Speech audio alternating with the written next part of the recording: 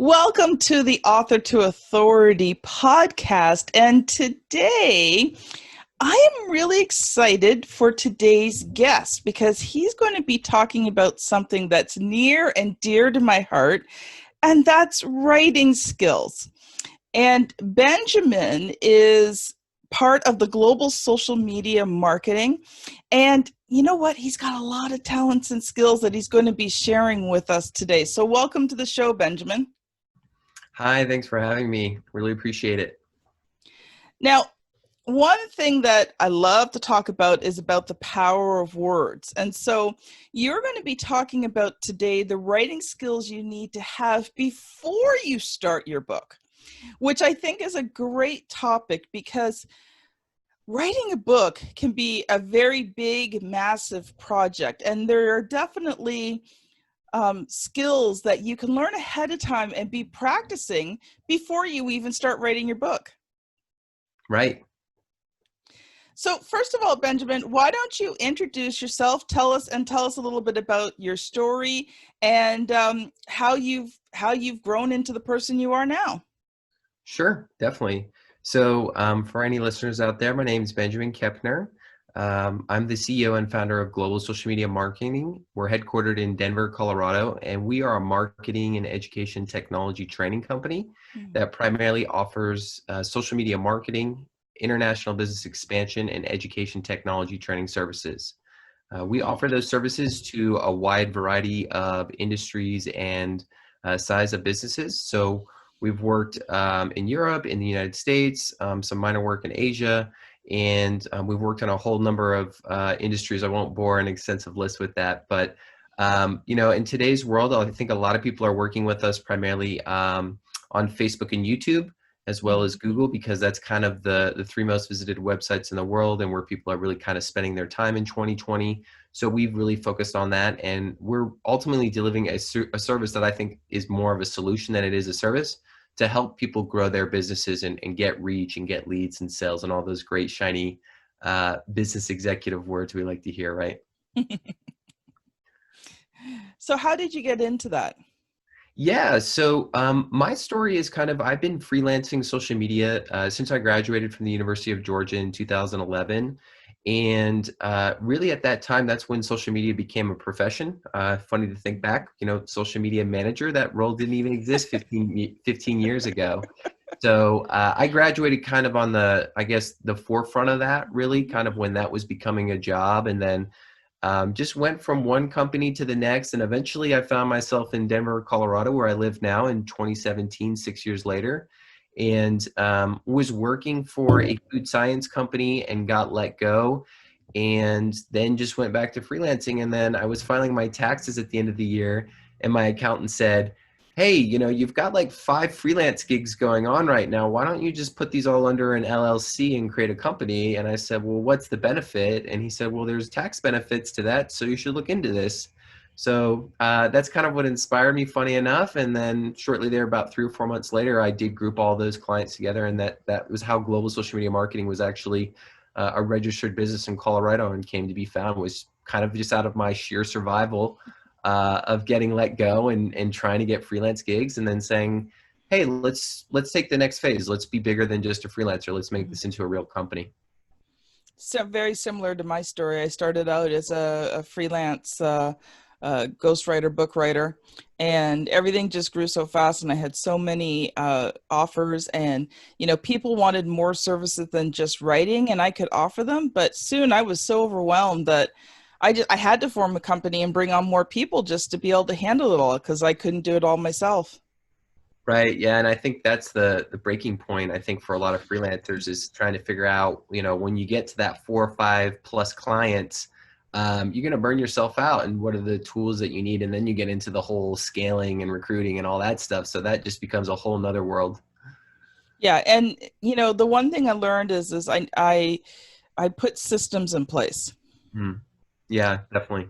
So that as we grew, each level, I developed new systems to be able to handle the growth. But I think it's one thing that's important, and this is not our main topic for today, but I think it's just something really that entrepreneurs struggle with. And, you keep thinking to yourself, well, I can't really afford to pay somebody. Mm, But I got it explained to me this way. So let's say with what you do at your best, the best things that you do earn you $40 an hour. So if you're doing things at your best, you're on average making $40 an hour. But there's things that you're really stinky at that right. cost you money because they just take you so long to do and they're not well done to begin with. Mm, But if you can make $40 an hour when you're doing what you need to be doing, and you can hire someone for $10 or $15 an hour, you're still making that $25 an hour and you're getting all of your work done, and you hire someone who's really good at the things you're really stinky at. yeah, makes sense, right? Logically. Mm-hmm. But we think it's an expense. It is in a sense, but it's an expense that actually makes you money and allows you to grow. Yeah, for sure. And I think that's probably how I've thought about things as I'm growing the company. But I think maybe the fear that a lot of entrepreneurs face too is that freelancer uncertainty of, hey, am I going to have this client in another month or next year? I don't really know because I'm on a freelancer. Mm-hmm. You know, my hours fluctuate and things like that. So maybe that might be a reason why people aren't making that leap. But I completely agree with you. Well, what I've done is I just hire other freelancers and I make it really clear that, here's approximately what you're going to get right now, right? And, that I'm still growing the company. So, here's what you can expect, but I can't guarantee anything. Hmm.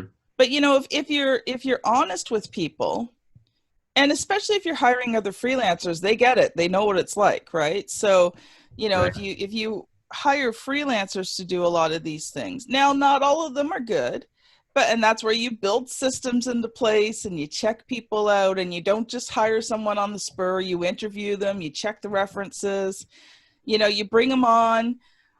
When I bring on a new staff member, I don't put them full into work. I give them some small assignments to begin with to test their skills and abilities. And actually, in our company, if you want to be a writer or editor, you have to go through testing. And if you don't pass the test, you don't get the job. So, yeah, I think that's just an important little side note there. Don't be afraid to start growing. It's the natural step. And if you don't, you actually stagnate after a while. Yeah, for sure. So I would definitely love to hear about your testing, since I think that applies to our conversation about building those creative writing skills in our episode today. I'd love to hear more about the test that you guys are running for your writers. Basically, we take one of our clients agreed to allow us to use some of his base material that we use to create chapters from. So he agreed that we could use one of his chapters as base material. And the same test is sent to every writer. And we usually will we interview quite a few, but we'll usually give writing tests to about 4 people at a time. And so everybody does the test at the same time. And then we have a grading system. So Mhm. there's things that we're looking for. And each chapter is graded, and there's 2 of us grading it. So it's not just biased on one person. It's 2 people, myself and the manager. And we each grade them individually. And then we come together and we discuss it. Okay, awesome. And so, like, is there anything that you personally have found from all those tests? Did they really reflect, like, the outcome of their score really does reflect their creative writing skills, or do you give them something from the test after saying, hey, this is how you improve from this area? No, we Obviously, we so great. don't tend to do that because when you don't hire somebody, Hmm. you can get into some legal things there. So normally if someone's not hired, we don't tell them why we didn't hire them. We just said that, you Right. know, you just weren't the right person for the job. Now, once we do hire people, um, most people we hire are pretty good, but there's certain ways that we do things. So once they're hired, then we do, there's a process that they go through as they start working on jobs, and, we assess them as they go. And a lot of times what I will do personally, because I am one of the best writers in the company, is I will go through their first few chapters that they write, and I will make revisions. Hmm. And then I send them those revisions, and they're expected to study them and improve their writing to what we're looking for. So we're looking for some base skills. You don't have to be perfect to be a writer at RTI Publishing, but you have to have a base level of skills, and you have to be very teachable. Right. Nice. I like that word. Teachable is a great word for an entrepreneur. Mm-hmm. Yeah, because each company has specific expectations. So we don't expect you to know what our expectations are. It's just there's a base level, and then you're teachable for the rest. So, but I do want to get into the writing skills because I always love talking specifically about writing. So, Benjamin, I'm going to let you loose a little bit to share what you've prepared for us today on the writing skills you need before you write your book. Yeah. So I think my story with writing is definitely probably not the same path that maybe some of the freelancers that you're working with in your company are. You know, they might have started with a writing background. They might have gone to journalism school. They might have went down the film career path and tried to go into screenplay writing or in creative writing, right? So that's why I kind of use the word creative writing for our discussion, because I think that really meets just about everything, right? If you Mm-hmm. can be a creative writer, it has a lot of value. Whereas maybe when we talk about journalism, it's, you know, it's got its own style guides and very, you know, by the book type of restrictions. Where creative writing, it seems like it almost kind of flows if you were playing a song with a musical Mm-hmm. instrument and you were kind of experimenting with it and seeing what new sounds you can make. I think the same thing can be said about my creative writing journey. And so, you know, one thing that I hope any writer does just for their personal development or to create a platform for themselves, which I'm sure anybody knows what this is, but maybe there are still some that are not really doing this, is just having a blog. Mm-hmm. A blog is a great place to really write about things that you want, show your portfolio, get some of that more community engagement too, Mm-hmm. right? You're not writing as much for a specific audience as it is maybe, you know, your blog could reach multiple audiences if you want it to be that. There's other bloggers that are very specific, right? They only want to write about travel, they only want to write about food or things like that. So that's kind of how my writing career, I think, like post college started. Obviously, like self-leadership is always great too, right? Teaching yourself how to write. You know, I went to school, I went to university, I had to take the English 101s and I had to go write papers and all those things. And I think those are great foundational things. But then once you leave school, right, and you're in the real business world, it's, you're not as writing sometimes.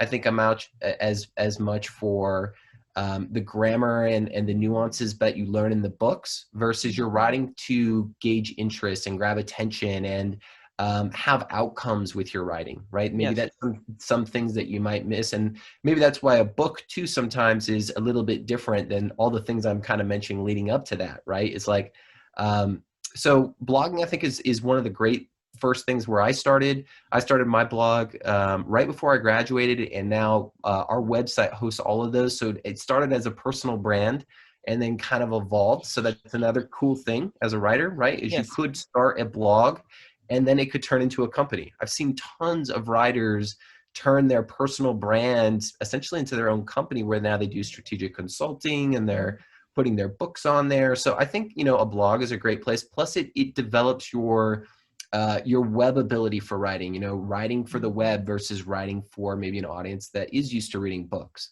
Yeah. So I think it just gives you a really good exposure. And for me, I just learned a ton doing that. So number one, I would say if you don't have a blog before you write a book, it's a great kind of like preheating Mm-hmm. before the book, because you can even also maybe write small excerpts that you're going to have in the book. Yes. So that kind of leads me into my next step that I think is really good, which is an ebook, right? So Mm-hmm. once you start writing blogs and you've got blog articles and you've got enough posts built up, then you can kind of take like, you know, 15 to 20 different Yep. blog posts and now condense those into an ebook. So that's kind of where I'm at right now. And, you know, I've mentioned I started writing in 2011. Ebook is one of those things which I always wanted to do, but Mm-hmm. I didn't really have the light bulb go in my head off until just last year, because I'm a Google for Education certified trainer. I don't know if I've mentioned that in our conversation yet, but as a part of that, there was another Google trainer that was saying to me, Benjamin, like, I think your trainings are awesome, man, but you really need an ebook that kind of condenses these trainings down into one thing or says how to be a Google trainer. And ever since that, I've just never kind of forgotten that tidbit of like, I think a lot of people, when they hear the word ebook, they're like, oh, this is another writing project that I got to go do and commit time to. But if you have a blog that's already like got, themed content, you can really just take that, edit it so that it's specific for the ebook, but it's going to save you a ton of time. I know there's a number of different softwares that are out there. I can definitely email it to you after. I forget the one off the top of my head, but there's tons of great tools that will allow you to take blog articles and turn them into ebooks. And the great things about that too, especially as like leading up to an author, I've been doing a lot of research on, should I give my ebook away for free? Should I price my ebook? Like, how is this going to help with my book? And there's tons of authors in my research this year on Amazon that what they'll do is they'll release a number of ebooks, and maybe sometimes they'll start with their first one as free because they just want to get at the top and they want to get some recognition. But as they start creating a series, maybe around a theme or a topic, then they start increasing the price, and starting low, nothing crazy, like maybe $1, moving up to $2, then to $5. And then it's kind of like you're building up to your book, which is going to be your big seller product. Yes. And you've got all these ebooks that have kind of now promoted that book too, right? So I've seen a lot of people that release ebooks in order to kind of be like the freebie so that that person will buy their book later on. Yeah.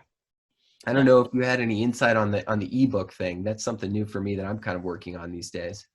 Well, again, your ebook is your lead magnet, right? Right. And so, you talked about your blog posts. So let's just go back to that for 1 second.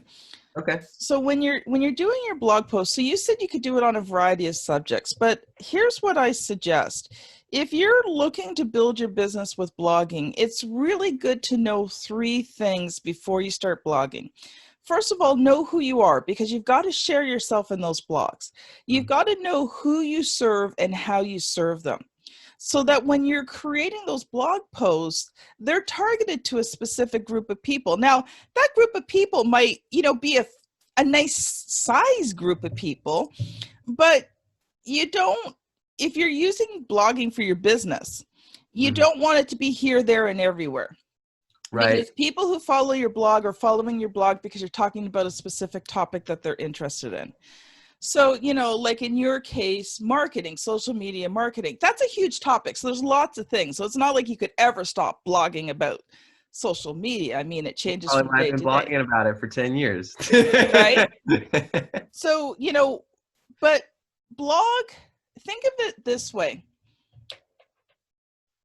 If you long form blog, so let's say 2,500 words, did you realize that's basically a small chapter? Right. Yeah. Right. So, learn the skills. And the thing is too, is blogging is a great way to really get clarity on your core messaging. So when you blog well over time, and now you're getting ready to write a book, you've already overcome one of the biggest hurdles, because you know who you serve and how you serve them. Right. You know the problems and the issues that they face. So this blogging process actually becomes a clarifying process for you. And yeah, a lot of people will take their blog posts and make them into an ebook. Now, I recommend actually not using software to do that. Okay. Because even in your ebook, you want to make sure that you've got good transitions. Your book is in a good, solid, logical order. Like even a small 20, 30-page book still has to have a strong beginning. The body of the book, the blog posts in the middle, they have to kind of have a progression to them, right? It can't be like scattered here, there, and everywhere. You want a nice progression. And then you want to write a little closing chapter with some good, strong call to actions in it. Right? Because you want that. You want people to take action on that book. So I don't really recommend the technology thing, though. Once you've kind of all got it together, there is some software that will format it for you and make you look pretty, but don't use that at first. Get your book solid. Here's the other thing. Get an editor. Right. Okay. I've written over 150 books. Guess what? My team still edits all of my stuff. Yeah, for sure. Even some of my emails. If I've got a difficult email that's got to go out, it goes to my book project manager, who's my personal editor. And she will edit it for me, right? So, you know, it doesn't matter how long you've been writing, you have to have an editor, because that book positions you. And if that book is not well written grammar-wise, people won't take action on it. Right? So take those blog posts, write ones that have a lot of value, that have good, strong introductions, that make those connections, provide a ton of value, answer people's questions, and don't forget nice closings. And then there's transitions, because you've got to transition from one blog post to the next, right? So the end of the chapter, you've got to write a nice little, you know, closing summary paragraph, or a paragraph that starts to describe the next blog post you're going to talk about. It just sums it all up. Chapter done, you can go on to the next one, right? So those would be my suggestions. And get a really good cover done. Invest the money in a nice cover, because I can tell you, people judge the book by the cover. And, you know, when you've created your little lead magnet, and whether it's on Amazon or whether, you know, it's on your website on the landing page, if you've got a good, strong, powerful cover, that's going to sell and get people to sign up for your book, or get people to buy your book on Amazon better than any other tools. So, you know, invest the money. If you're doing this for your business, I mean, if you're just doing this for fun, that's a different story. But if you're doing this for your business, invest in an editor and invest in proper covers, because then you're hedging your results and you're ensuring that you get better results, because you've just put your heart and soul into this and you put it up there and nothing. That's pretty discouraging. Yeah, for sure. Well, you touched on a lot of good points, that a lot of those things, you know, I evolved with in my writing. So going back to the blog and the clarifying, I did exactly what you said. I wrote all these different topics about social media. I was writing about Pinterest, Twitter, but then what I realized is all my Google and YouTube stuff were getting more views and more readership, more page on time, less bounce rates. They were going to another article after that. So I started writing more stuff on those things. And then that's where I am with my ebook now, is I've realized, hey, all of these articles were clarified by people that need video services as business owners. And they're saying Benjamin offers YouTube marketing services, and I'm reading his content. Hey, maybe those people will also be very interested in that ebook. So now I'm going through that phase of doing that. But before I go to the book part of it, you know, the other things that were kind of in between that, I did hire an editor. We hired an editor about almost a year now, and he's been on a freelancer basis too. So again, for anyone listening out there, look at me. I'm not some, you know, crazy huge company, and I'm not this amazing editor myself. I don't even have a English or editing background. But I knew that I needed, to your points, a professional. You know, I needed another set of eyes. So I hired someone that had a creative writing background. I would recommend that too. Like when you are going to go hire an editor, go hire somebody that, you know, went to school for that. In my experience, it's not that they can't build those skills, but they just have really good foundations, especially for the grammar stuff, to your point, because they had to go to school for it, right? They had to get a degree for it. So yeah, those things are spot on. And then I think what's also evolved to your point is, like, I have an editor, but if it's like a really good article or something, like I have our whole team read it, because I want our team to also kind of give feedback, new ideas. Even if they're not professional writers, they're going to read it and they're going to read something completely different than me and our editor read it, right? Yeah, because they're reading it with fresh eyes and they're reading it with a different perspective. Now, here's the thing. Sometimes you may not feel like you can afford an editor. So, to what you just said, if you really cannot afford an editor, do you know how my editor became my editor? No, I'd love to hear that. It's very cool to hear those stories. She was my best friend. She is my best friend. She's still my best friend, but she has an English degree. And I said, Juanita, I need some help. Okay, I'm a good writer. Grammar's not always my strongest point, right?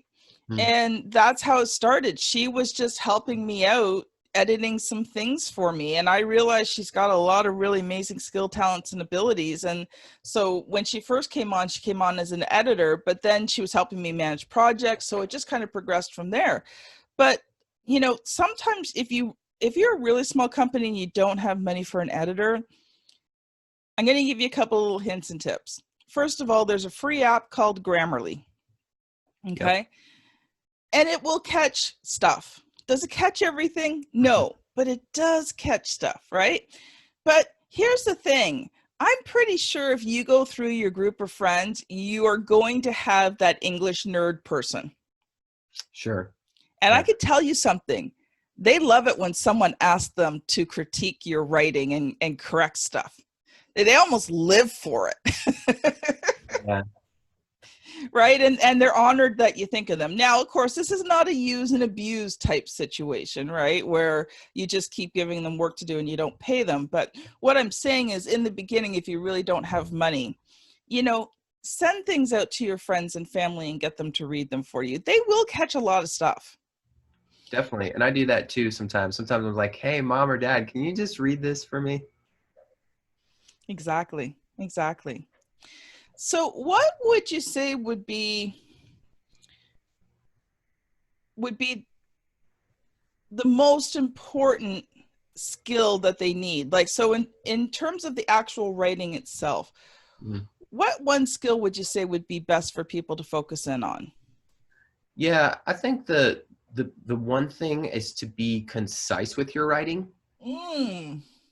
And I don't know if that's because I'm in social media and I'm absorbing Snapchats and Instagrams 24/7 and going crazy, or if it's just literally that's the way our generation's kind of moved now. Like, I think it's almost like, I make this analogy a lot of like the whole emoji explosion is almost like we've gone back to our caveman years and we're on the walls and we're painting the paintings so that the hunters and gatherers can know to go to this field to collect for the year. You know, it's like, I make that analogy because, you know, even in our social media posts, sometimes I'll see somebody on our team just put emojis and I'm like, hey, use emojis when relevant, but we still need to practice basic like English use here and grammar to have punctuation and a sentence that makes sense, not a sentence with half emojis and half there. So concise for me too, also in an email or a blog article, is like, if I see a 2,000 article or if I get an email that's going to take me 7 minutes to read,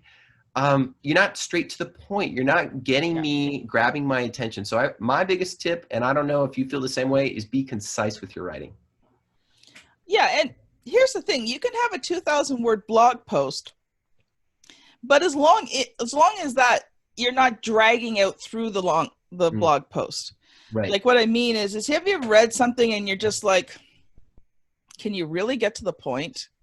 Like, I don't need all this preamble. I don't need all this other stuff. Like, just get to the point.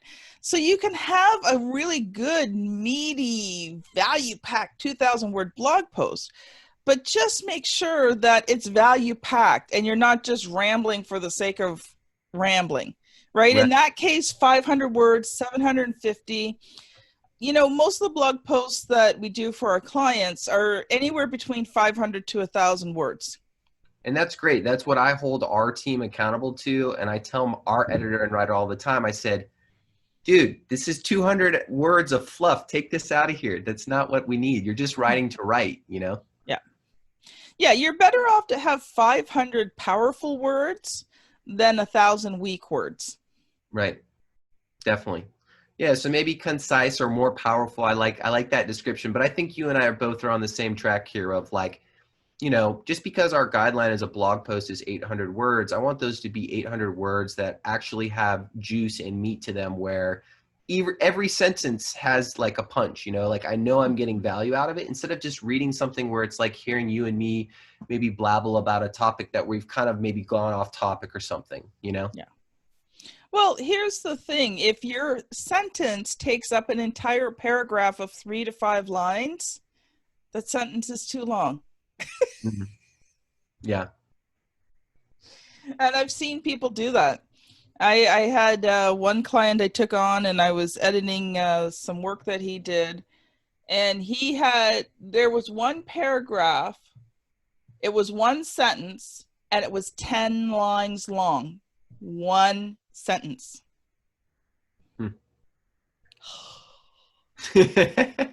Let's just say I didn't enjoy that job very much. Yeah. But yeah, so I think it's just like you said, concise is good. You still want to give details, but if you're describing something, you don't need a list of 10 things. Yep. A list of 3, maybe 5, but usually 3 to 4 things in a list is good. Yeah. So I like apples, oranges, peaches, and pears. Yeah, and I think the audience wants that too. That's what they're searching for, especially in anything online, right? I mean, the whole Google SEO keyword analysis thing could be a whole nother discussion for us, but just knowing that people are intently going to the internet to search for your book or for your material or your blog, they already sometimes know specifically what they want, so kind of keeping around that keyword sometimes is really important. Yeah, and so here's just a quick guideline. If you've got 500, 750 word blog post, you should have paragraph, maybe 2, if they're smaller paragraphs, should be your introduction. So about 100, maybe 150 words for your introduction. You'll have let's say 400 to 500 words in your body, and then a nice closing paragraph of 100 words, and that's it. And if you really haven't written blog posts before and you want to give a lot of value, so here's a little hint. You have your opening. In your opening, you really want to nail the problem that people are experiencing right in that opening. You want to show that you understand. Have 3 really good, strong main points in the body, which, either describe the problem more or provide the solution. And then a nice closing summary paragraph with a really nice call to action, and you've got a blog post. And a shiny button at the bottom. Shiny button at the bottom. Yeah. Well, we've only got a minute or 2 left there, Benjamin. So quickly, just tell me very quickly where you're at in your writing journey, and how can people connect with you to find out more about what you do? Yeah, so you guys can check us out on our company website. It's globalsocialmediamarketing.com. It's the name of our website. We have a blog there. It's got all of my blogs that I talked about since 2011. So there's about 430 articles. They're all related to social media. I do have our editor working on some of them, so that I know they're not all perfect yet grammar-wise, but we're working on it.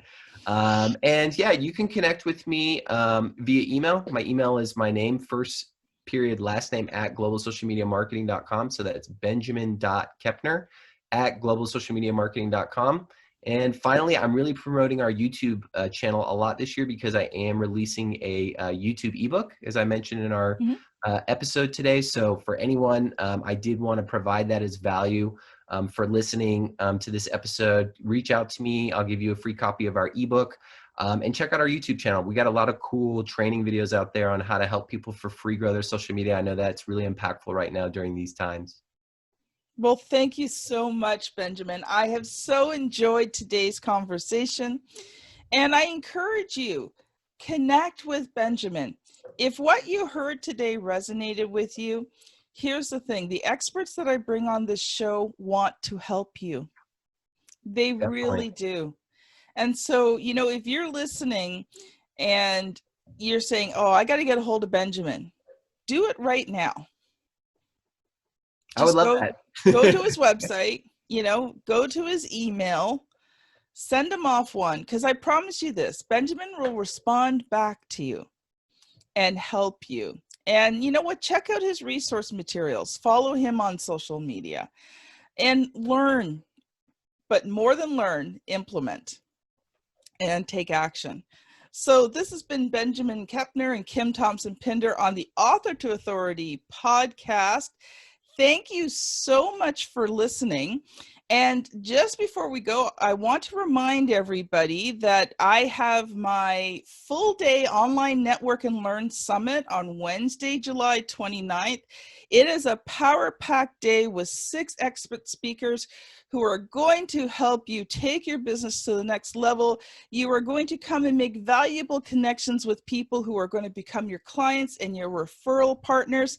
And if you want to learn more about that, go to www.onlinenetworklearn.com. Thanks so much for listening, and we will see you on the very next episode. Bye now.